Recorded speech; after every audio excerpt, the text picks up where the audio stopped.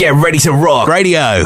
And we say a very warm welcome from Get Ready to Rock to Delain's Charlotte. Hello, Charlotte.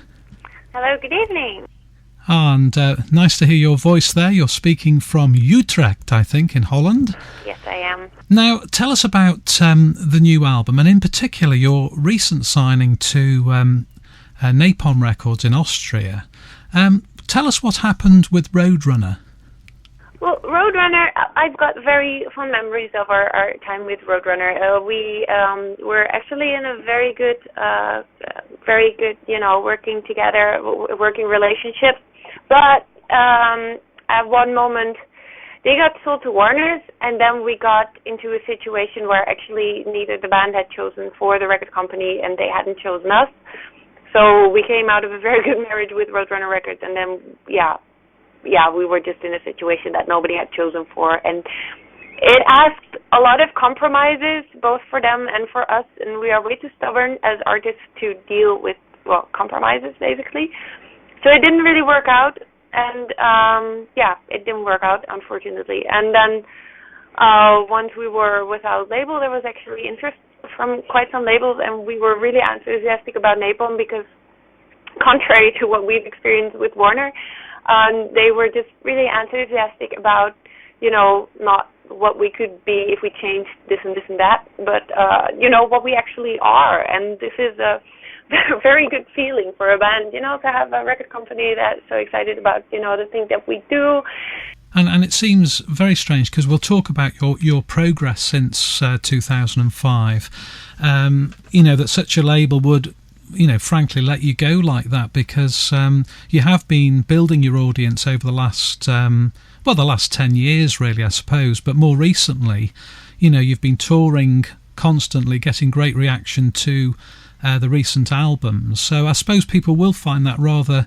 I suppose it's a sign of the times, we would say, in England, really, Charlotte, Regardless of our progress, I mean, a label like Warner is just, they want too much too soon, and they would rather have, I'm not sure but let's just say that a lot of big mainstream labels in general would rather have you sell your soul for a commercial track and have a very, successful thing than actually building upon what we do, and that's really our style. We just want to continue and grow, and of course we want a lot of people buying our albums as much as the next band, but we want to keep our integrity while doing it.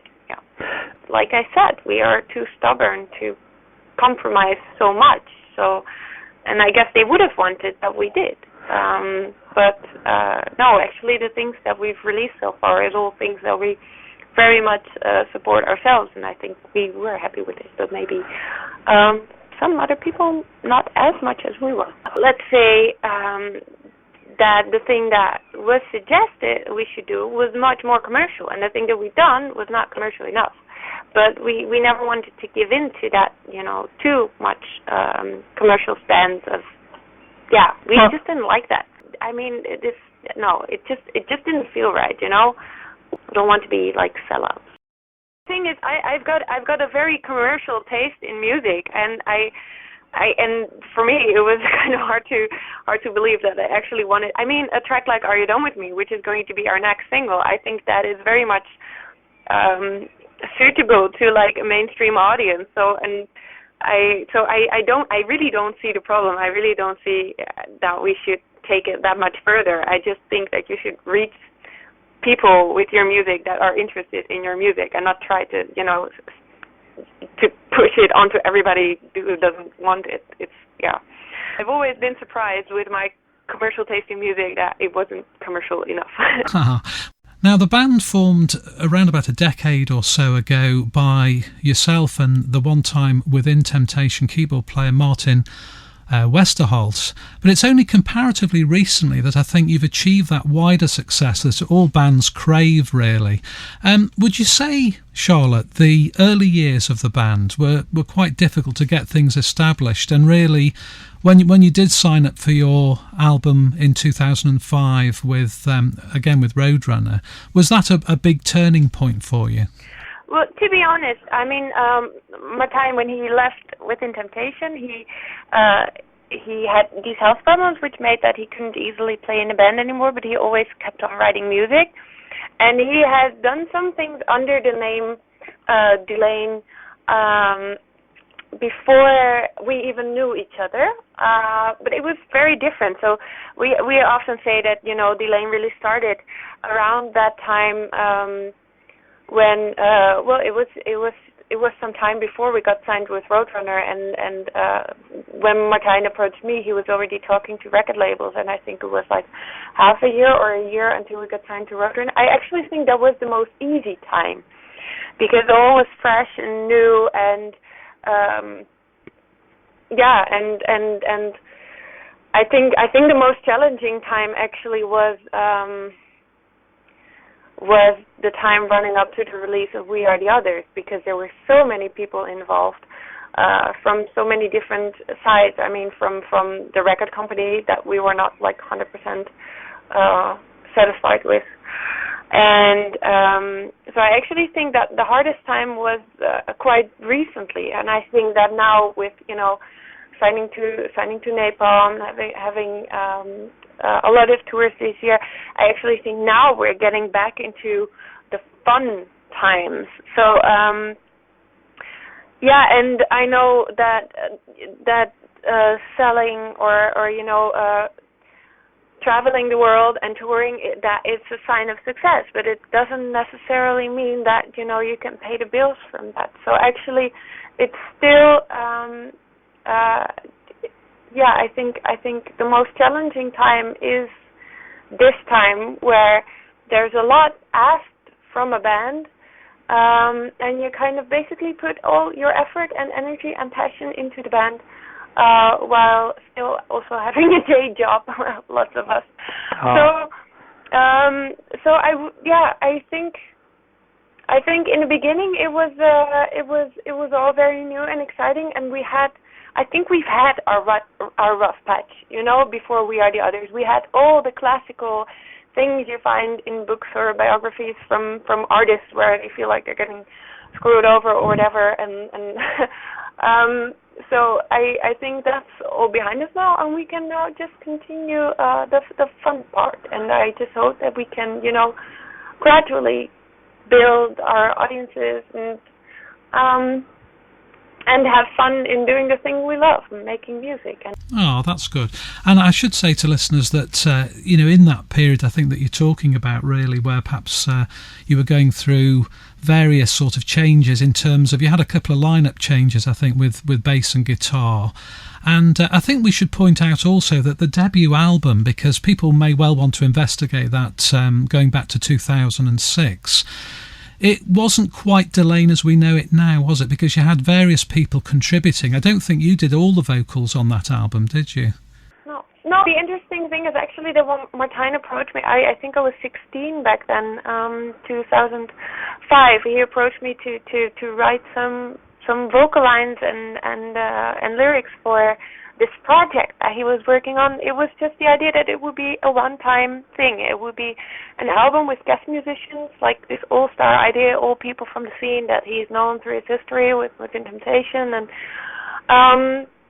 actually we were just having so much fun that and our cooperation, you know, in writing also was so good that at one point he said, you know, maybe we should have like some sort of one main vocalist in the band, and that became me. And from that point on, we were kind of the duo in a project. But then the album was released, and actually, I think even before the album was released, you know, just when we had the songs, we had the result of the efforts that we put into Lucidity, we thought this also is not enough. We should have a band. We should be able to perform. And I think with all the positive energy, also maybe from making the music, Martijn's health got a bit better, and it all certainly became realistically possible to have a band, because the only reason that we didn't from the start envision this as a band, or that he didn't envision it as a band, is, you know, because he didn't think it would be possible. But then it became possible, and April Rain, which was our second record, which was our first record that we made as a real band, so to speak. Now, You mentioned, Charlotte, that you were just 16 when you were spotted. Now tell me the story there, because were you singing somewhere or with another band?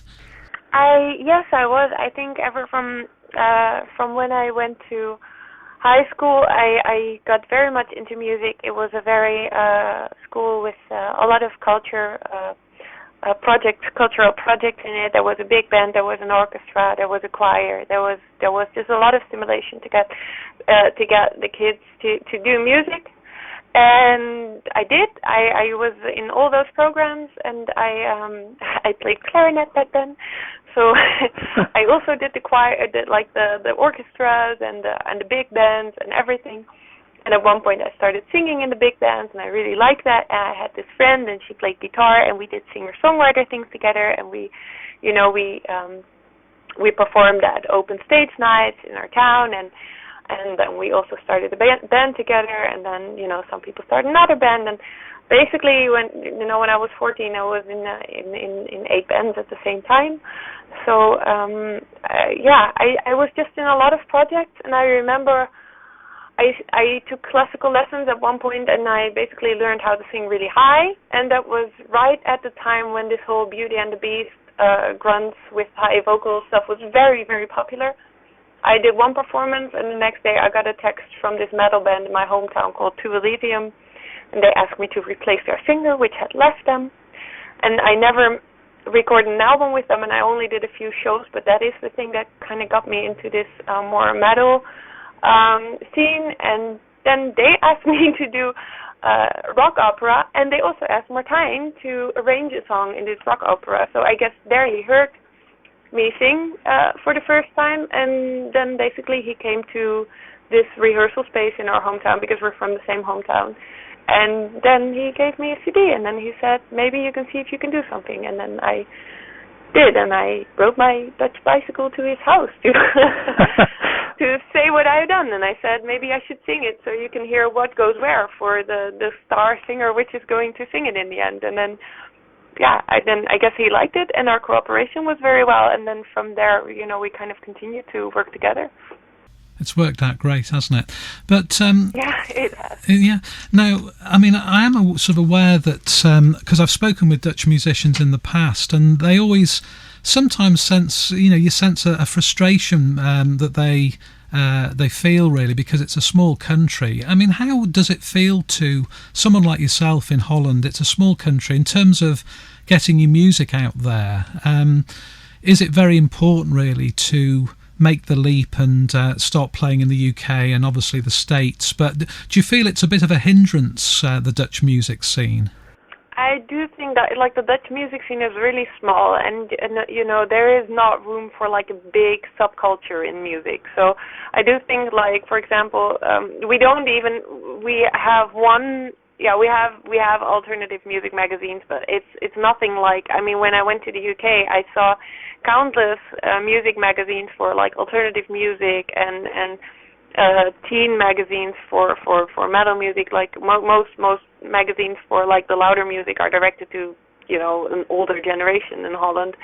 And I just think that it's much more alive in a lot of other countries. I don't think it really has to do with the size of Holland. Maybe it's more the mentality, because like I mentioned, I mean, we're a small country, but we have a lot of people living here. So I do think it is important for us as a band to actually reach beyond the borders of Holland. A lot of Dutch mainstream acts, they only make it in Holland, and they try to make the leap to Germany or maybe France or the UK, and they have a very hard time doing so. But that's actually the good thing about being in this kind of niche in music, because you have people that like our kind of music. They search the internet for bands all over the world, and that way it's not limited to what country do you come from. So I actually maybe it's a good thing that we're in this niche, because it allows us to actually cross borders. Yeah, you're right. And I think going back to the idea of the Dutch situation, it could be something to do with the musical culture, because I think there's a sort of traditional pop music culture really in Holland, and I think what you're saying really is that you're in a little nice niche, which is obviously it's got much wider appeal, really, outside of Holland. It's an international sound, isn't it, really? It appeals internationally. Yeah. Which leads me to the question about your appearance in May at the Dames of Darkness, because that's like an international festival of, I'm assuming, Charlotte, it's female-fronted bands. Yes, I'm assuming the same. Otherwise, the name would be rather misleading. But it would be strange, wouldn't it, if it wasn't? But that, I have to say that that appears to be your only UK appearance this year, because I know you're touring early next year. You seem to be, you're going to the States, aren't you, for much of this year? Yeah, we are in September. We're joining Camelot on like a full-blown USA tour, which is really awesome because we've never been there for more than like a festival. So really exciting, and also really exciting to join Within Temptation early 2014. And returning to the UK with them. Trying to maybe plan some extra shows in the UK, but we're not quite there yet. But maybe we'll come back for some more. And let's get back now finally to the new album, which includes new songs, it has cover versions, and it has live tracks. And there must be a reason. I mean, maybe this is tied in with the new deal with Napalm. You can tell me, Charlotte, but sometimes bands release this type of album rather, when they're perhaps between labels and, between albums, really. What's the reasoning behind this? We actually wanted to release this record before we even had the deal with Napalm closed. The thing is that we've collected a lot of material over the recent years in our career, and we've had the covers, and then during the We Are the Other sessions we wrote these 2 tracks that we really liked but didn't quite fit on the album, which are the new tracks on Interlude, Colors and Suits, and Breathe on Me.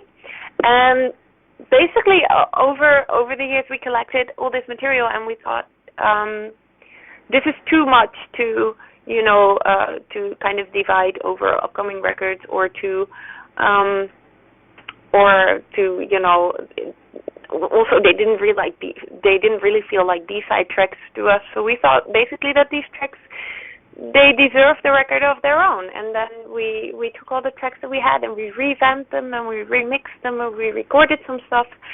And then we had Interlude. And it's also that when we're writing a new studio album, I really like starting with like with nothing, like with a white blank page of paper in front of me, and so I think it's nice that these songs, which actually belong to this time that we're in right now, after We Are the Others, and that these tracks got like their own album in their own time, and that feels kind of cool. And I'm really happy that some of the tracks that I thought maybe wouldn't appear on an album got to be on this album. So that's kind of how it happened. Thank you for talking to Get Ready to Rock, and as I say, best of luck with the album and with your future tour dates as well.